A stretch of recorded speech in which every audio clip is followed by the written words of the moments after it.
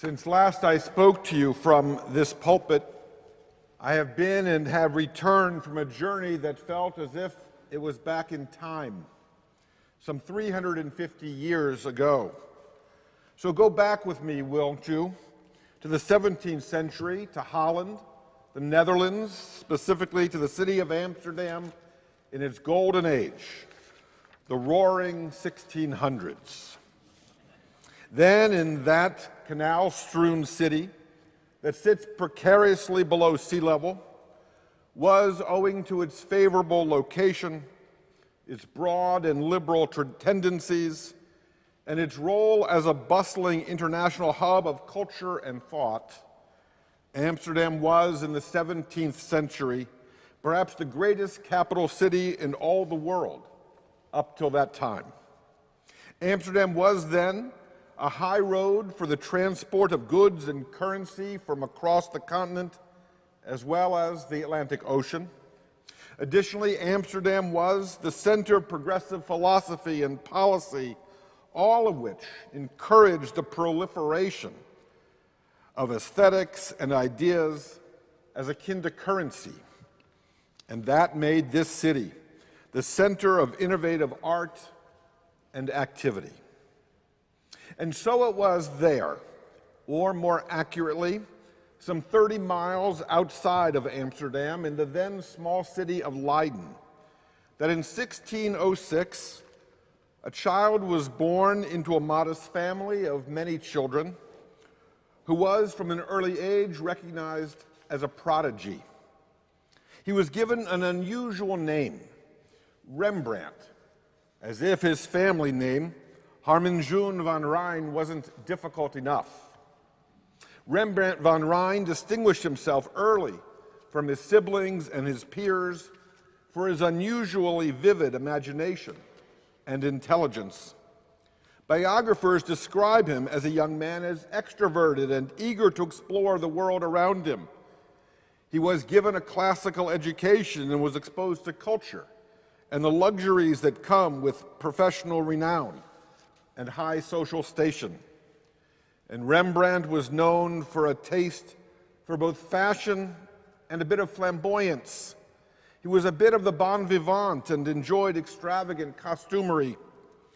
One need only look to the self-portraits that the artist rendered of himself in his 20s and 30s to see him donning outlandish hats and berets, helmets and turbans that complemented his regal robes and golden chains, just to get a sense of Rembrandt's self-image. Biographers say that he lacked little in the way of confidence, convinced as he was of his own genius from an early age. And why not? By the time he was but a youth, it was clear that Rembrandt possessed the ability to create on canvas an exact reproduction of the human face. In Hebrew, the word for face, you may know, is panim. You may be more familiar with the Yiddish parlance that is, say, punim, as in a shena punim, a beautiful face. What's interesting about the Hebrew or Yiddish punim or panim is that it is in the plural. Now, this is not to suggest duplicity, nor that we are each of us at our core akin to a Janus-like figure with two faces. Rather, embedded within this plural word panim, the word for face, is the realization and the reality that the human face, each one of our visage, is in the image of and a reflection, admittedly incomplete but wholly necessary. Each of our face is a reflection of the Holy One, blessed be God. And upon each one of us, each one of our faces, we are taught this in Genesis, each one of our faces is shaped, B'Tselem Elohim, in the image of God.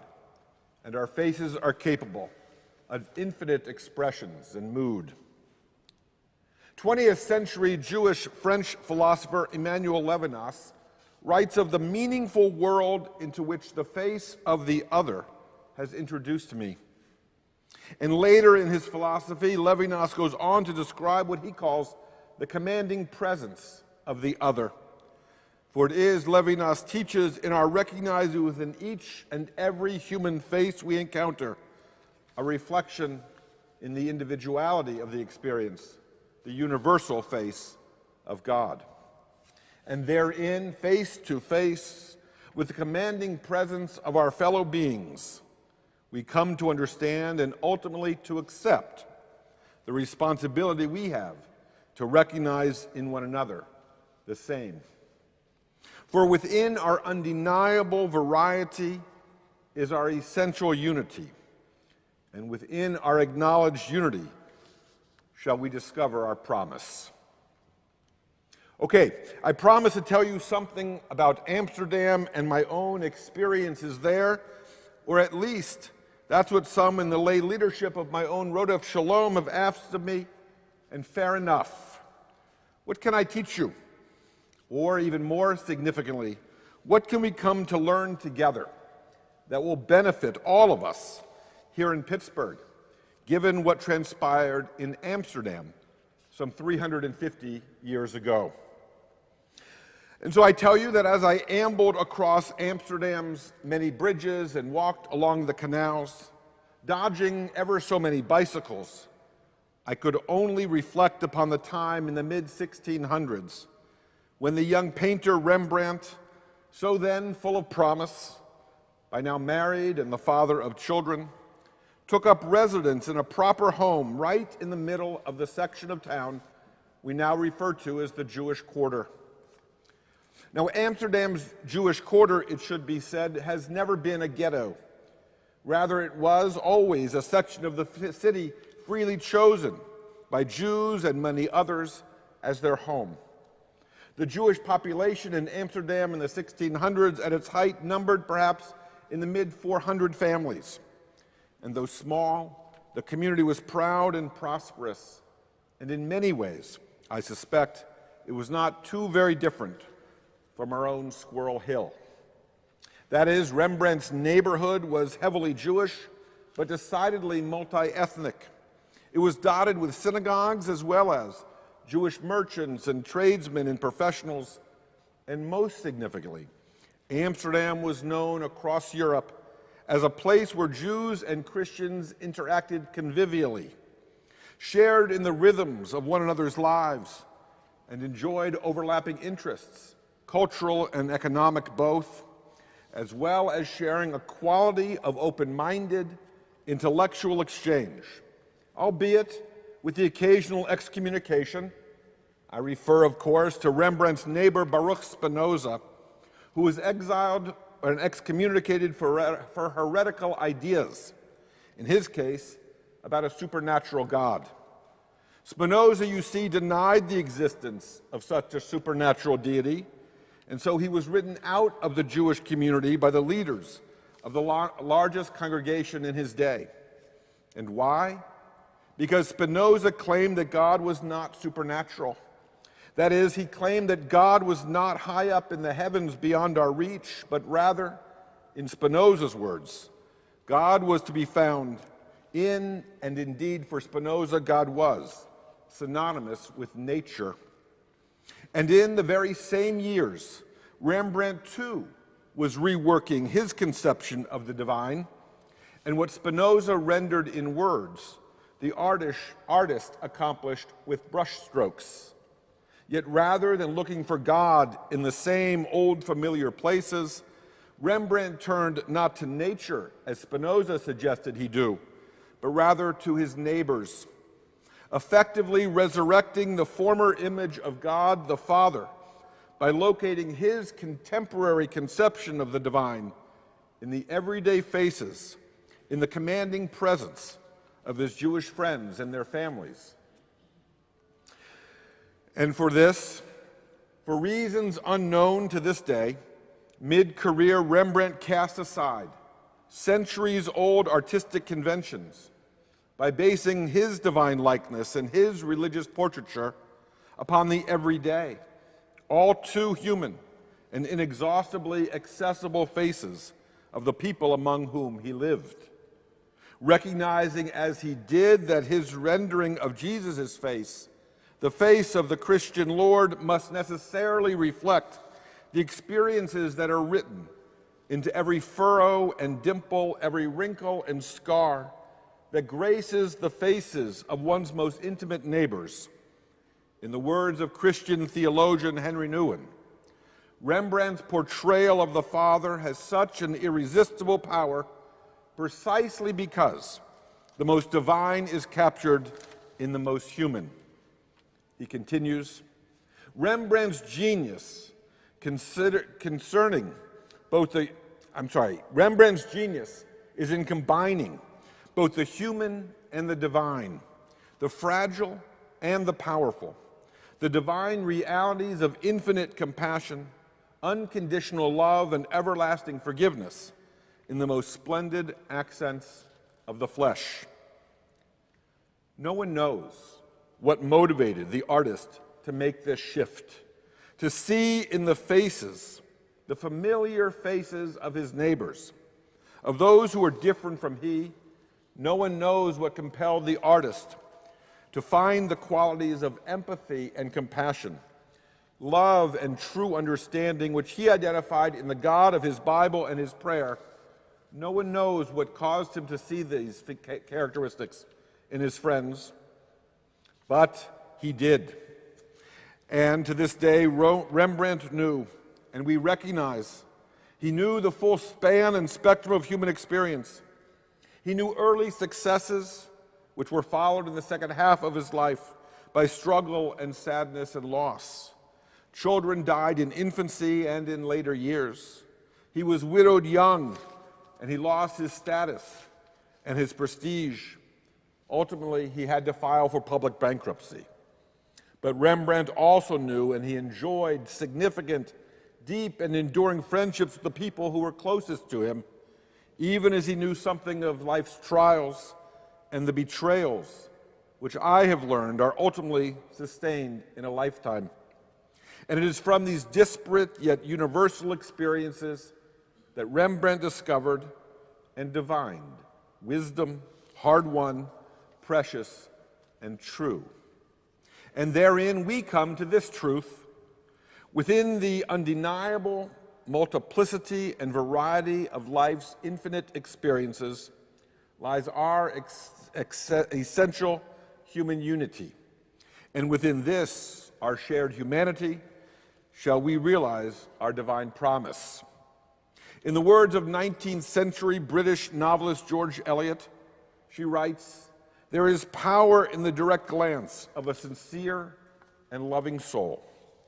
There is power in the direct glance of a sincere and loving soul, which will do more to dissipate prejudice, which will do more to kindle charity than the most elaborate of arguments.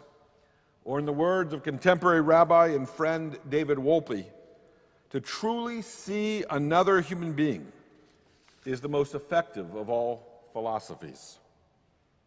So there I was, just a few weeks ago, navigating the narrow cobblestone streets of the Jewish quarter of Amsterdam, wandering where centuries of Jews have strolled before me, collecting my thoughts and reflecting upon how fortunate was the community there and then, and how blessed too are we, you and I, to be here and now with one another in a place like Pittsburgh in the year 2022.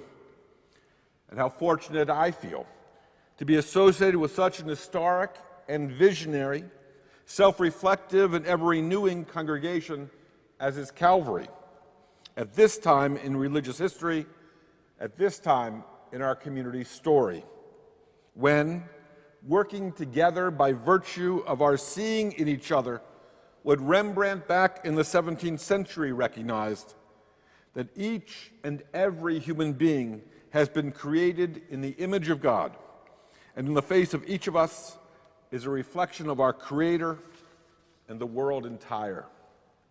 Or, in the words of the Dalai Lama, if you will, finding common ground among people of all faiths and backgrounds can help us to bridge needless divides at a time when unified action is more crucial than ever. He continues, as a species, We must all embrace the oneness of humanity. After all, mutual understanding is not merely the business of religious believers. Mutual understanding matters for the welfare of humanity as a whole. And so the lesson for us this morning, from history and philosophy and art, as well as our own lived human experience, is that the more comfortable and familiar we are with one another, and the more we come to know and to understand one another, the more inclusive our worldview grows, and the more intuitive and innate grows our understanding of people and our relationship with God. The golden age of Amsterdam gave modernity an enormous amount, by ways of commerce and mercantile trade, to be certain.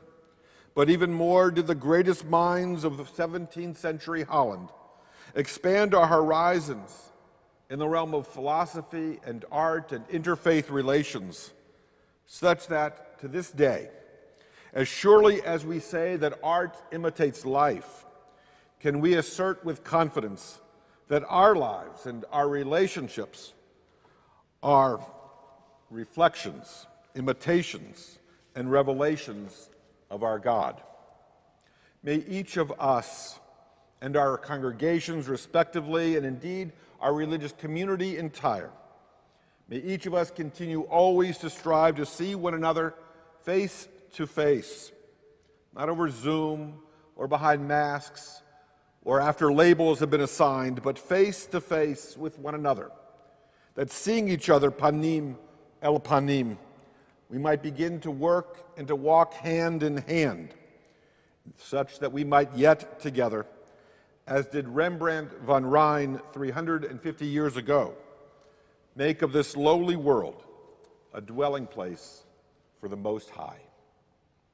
Amen.